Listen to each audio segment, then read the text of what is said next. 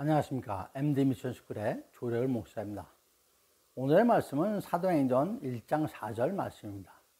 사도와 함께 모이사 그들에게 분부하여 이르시되 예루살렘을 떠나지 말고 내게서 들은 바 아버지께서 약속하신 것을 기다리라.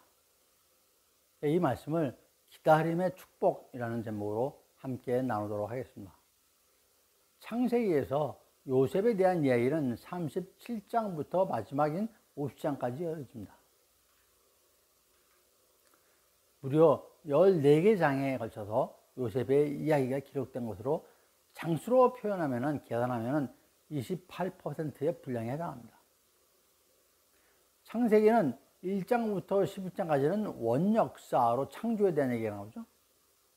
하나님의 천지를 창조하신 것을 비롯해서 타락과 대홍수와 바벨론, 그런 4가지 큰 사건이 기록되어 있습니다. 그리고 이후 12장부터 50장까지는 족장사로 분류된다. 그 당시에는 나라라는 개념보다는 누구누구 족의 장이 아브라함, 종의 장이 이삭, 이런 뜻입니다. 족장사로 분류가 됩니다. 중간에 다소 겹치는 부분도 있긴 하지만 대략적으로 12장부터 23장까지는 아브라함 이야기, 24장부터 27장까지가 이삭 이야기, 28장부터 36장까지가 야곱, 그리고 37장부터 마지막 50장까지가 요셉 이야기입니다. 정리하면 창세기는 4대 사건과 4대 인물에 대한 이야기인 것입니다. 그 중에서 오늘은 요셉에 대한 얘기를 중심으로 말씀을 나누고자 합니다. 성경에 기록된 요셉에 대한 기록은 크게 보면 2가지로 이야기가 구성이 되어 있습니다. 첫째는 하나님과 요셉의 관계, 그리고 두 번째는 요셉과 형제들과의 관계입니다. 요셉은 그 캐릭터가 예수 그리스도를 나타내고 있습니다. 요셉은 형제들에게 버림을 받았지만 결국은 이스라엘을 구원하게 되는데, 이것은 예수님께서 죽으심으로 인류를 구원하는 이야기, 그리고 이스라엘이 버림을 받음으로써 이방인을 구원하는 이야기와 일맥상통하는 같은 맥락이라고 보시면 되겠습니다. 성경 인물 중에서 그 삶이 잘못된 부분을 찾아볼 수 없는 인물이 한 사람이 있는데, 그 사람이 바로 요셉입니다. 성경에 보시면 요셉 이야기에서 요셉에 대해서 부정적으로 쓴 내용이 하나도 없습니다.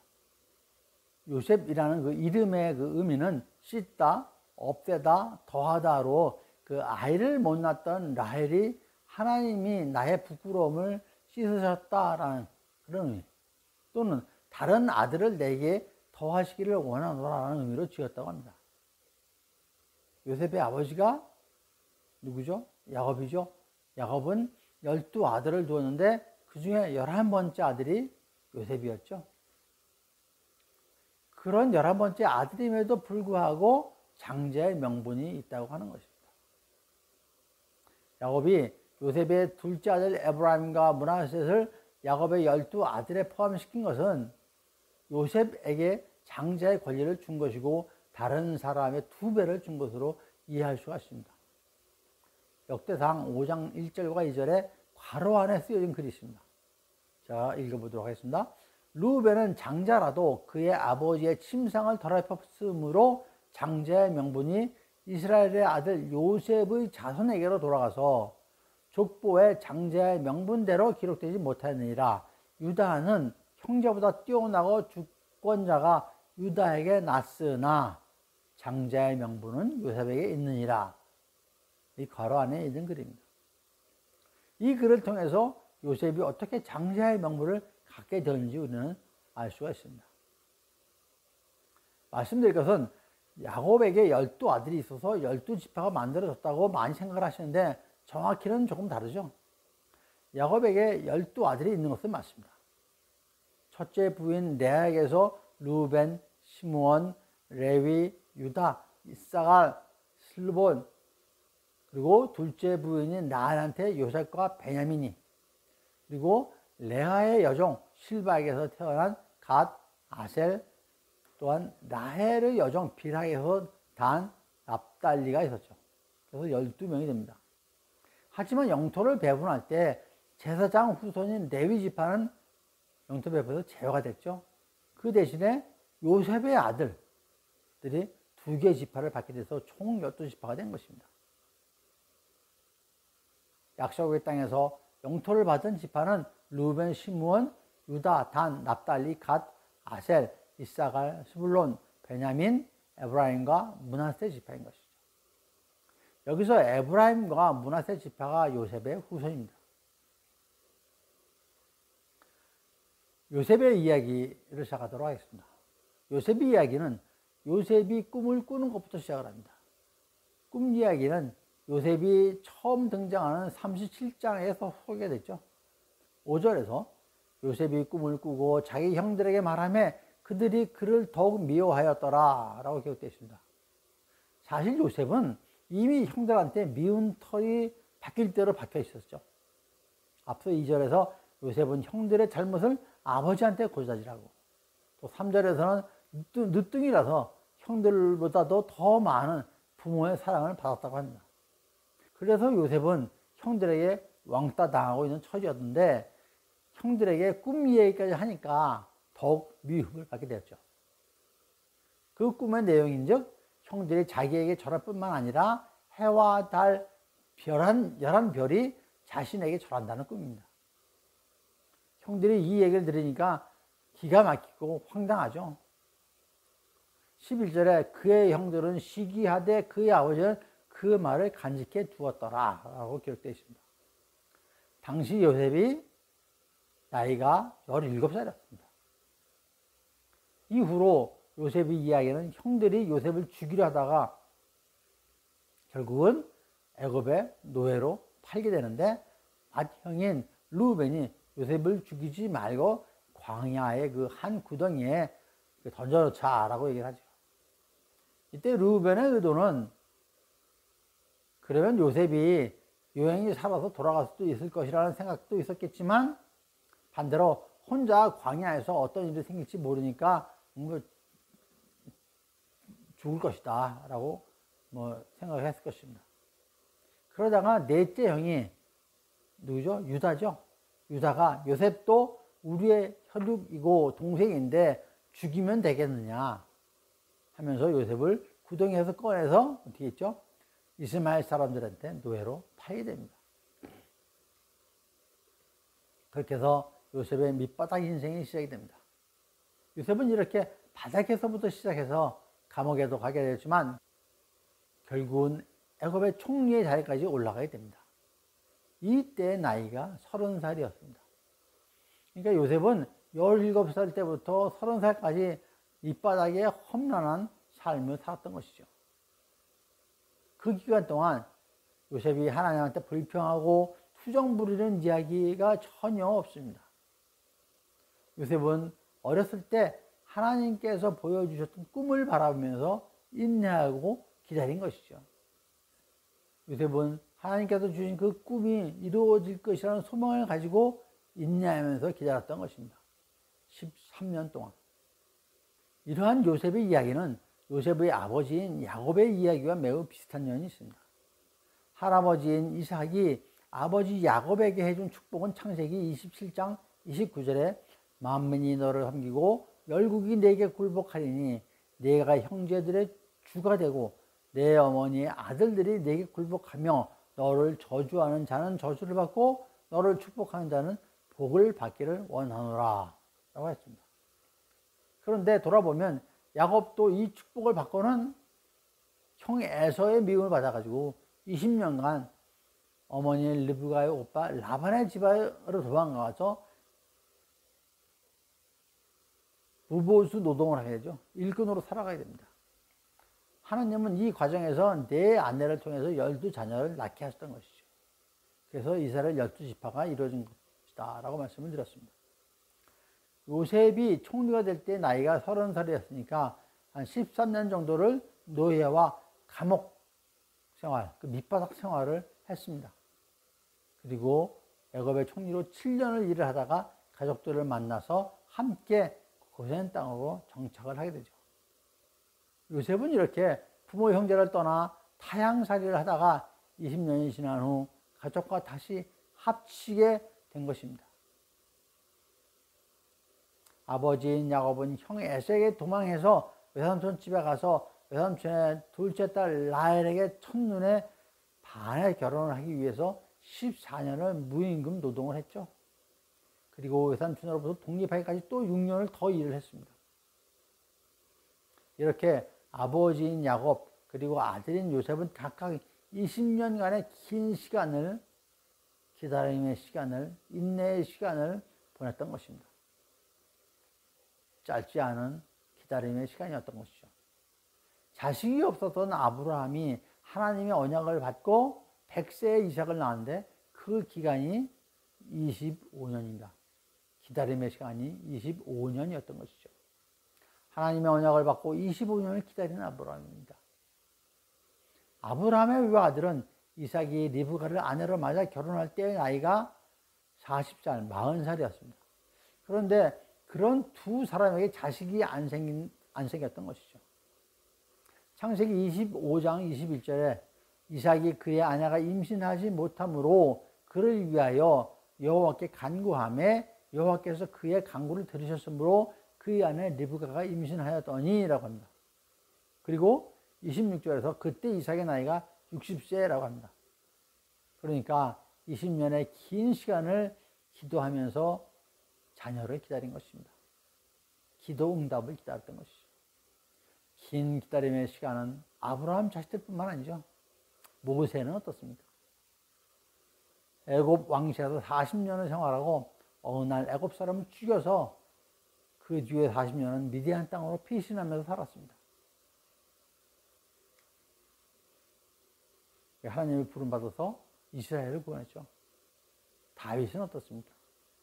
사울 왕이 자신을 시기하고 질투해서 이를 피해서 피신 생활을 했는데 학자들은 그 기간이 12여 년이라고 얘기를 합니다. 사울이 길보아 산에서 아들인 요나단과 함께 죽고 다윗은 헤브론에서 왕이 오르죠. 전쟁 기간에도 다윗은 사울을 죽일 기회가 2번이나 있었지만 기름 부은 자를 자신이 죽일 수 없다라고 하면서 살려줬죠.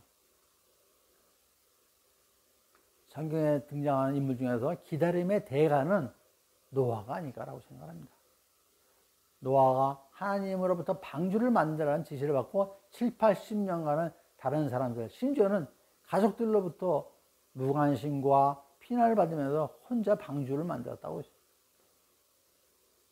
이렇듯 성경의 많은 인물들은 많은 기다림의 시간을 가졌습니다. 예수님께서도 마찬가지죠. 베들레헴에서 인간의 몸으로 태어나시고 공생애를 시작하시게 되는데 그 기간이, 공생애를 시작하는 때까지 기간이 30년입니다. 30살이 돼서 공생애를 시작하셨으니까요. 그러면 이러한 기다림의 시간은 과연 무슨 의미가 있을까요? 어떤 결과가 있을까요? 기다림의 결과는 무엇일까요? 어떤 축복이 있을까요? 여러 가지 축복이 있는데 이 시간 3가지만 정리해서 말씀을 드리도록 하겠습니다. 먼저 예수님을 만나는 축복입니다. 성경에는 기다림에 대한 얘기가 많이 있죠. 성경의 마지막 요한계시록의 마지막 장, 마지막 부분 22장 20절에서 말씀하시기를 내가 진실로 속히 오리라 라고 하셨습니다. 즉 예수님께서 곧 오실 테니 기다리라고 하시는 것이죠. 기다리면 예수님을 만나는 축복이 있습니다. 앞서 7절에서도 보라 내가 속히 오리니 이 두루마리의 예언을 지키는 자는 복이 있으리라 라고 하셨죠. 여기서도 내가 속히 오리니 기다리라고 하시는 것입니다. 예언의 말씀을 잘 지키면서 기다리면 복이 있을 것이라고 하신 것이죠. 그리고 그 복은 주님을 만나는 것입니다. 베드로전서 1장 13절에 그러므로 너희 마음의 허리를 동이고 근신하여 예수 그리스도께서 나타나실 때에 너희에게 가져다 주실 은혜를 온전히 바랄지어다 라고 하셨습니다. 이 말씀은 근신하고 기다리는 후에 예수님께서 재림하셔서 은혜를 베풀어 주실 것이다 라는 말씀인 것이죠. 다시 말씀드리면 말씀을 읽고 듣고 지키면서 기다리면 예수님께서 오셔서 은혜를 베풀어 주실 것이다 라는 것이죠.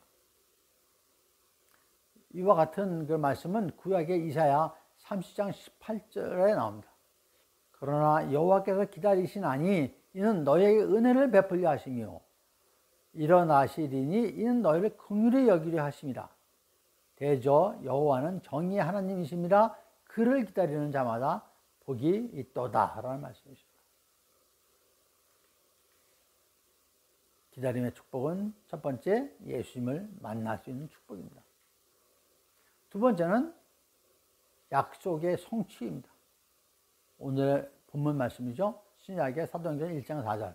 사도와 함께 모이사 그들에게 분부하여 이르시되 예루살렘을 떠나지 말고 내게서 들은 바 아버지께서 약속하신 것을 기다리라. 뭐죠? 기다리면 약속하신 것을 주시겠다고 하는 거죠. 히브리서 10장 36절에서도 너희에게 인내가 필요함은 너희가 하나님의 뜻을 행한 후에 약속하신 것을 받기 위함이라고 말씀하셨습니다. 무슨 약속일까요? 앞서 노아의 방주에 대해서 말씀을 드렸습니다. 창세기 6장 18절에 그러나 너와는 내가 내 언약을 세우리니 너는 내 아들들과 내 아내와 내 며느리들과 함께 그 방주로 들어가고 라고 말씀하십니다.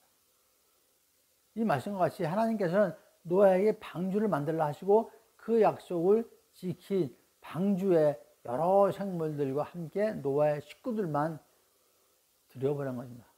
8명만 들어갔죠. 또한 9장 1절에 하나님이 노아와 그 아들에게 복을 주시며 그들에게 이르시되 생육하고 번성하여 땅에 충만하라. 그렇게 하시고 잘 아시는 무지의 언약을 하셨습니다. 다시는 이 땅에 대홍수와 같은 일이 없을 것이라고 약속하신 것이죠. 다음으로는 20년의 시간을 기다린 아브라함과 그 후손들에게는 어떤 축복이 있었나요? 먼저 아브라함은 외아들 이삭을 얻을 뿐만 아니라 열국의 아버지가 됐죠.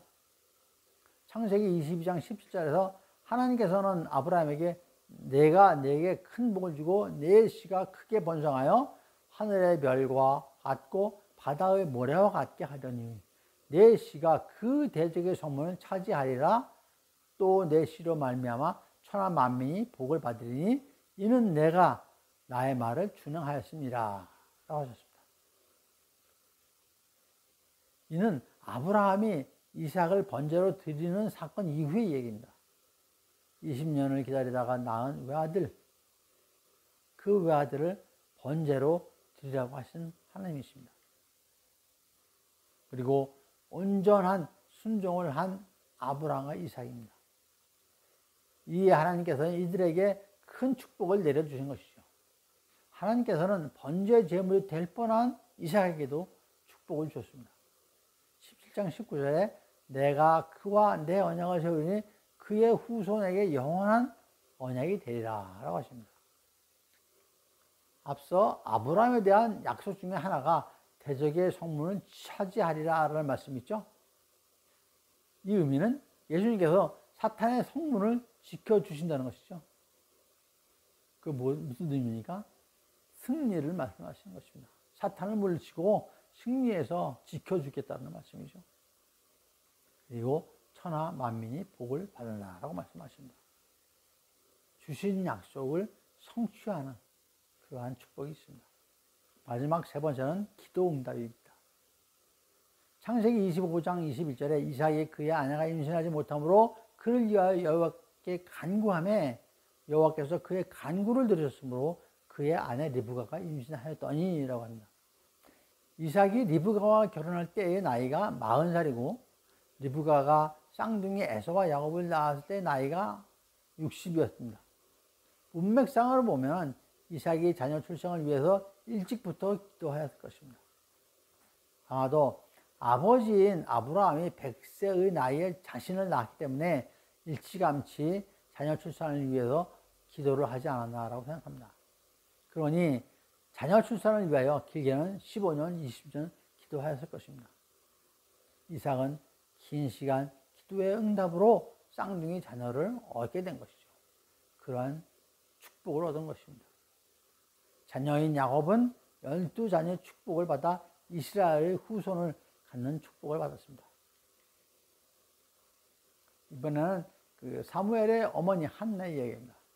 사무엘상 1장 12절에 그의 사무엘상 1장 12절에 그는 여호와 앞에 오래 기도하는 동안에 엘리가 그의 입을 주목한 즉이라고 적혀 있습니다.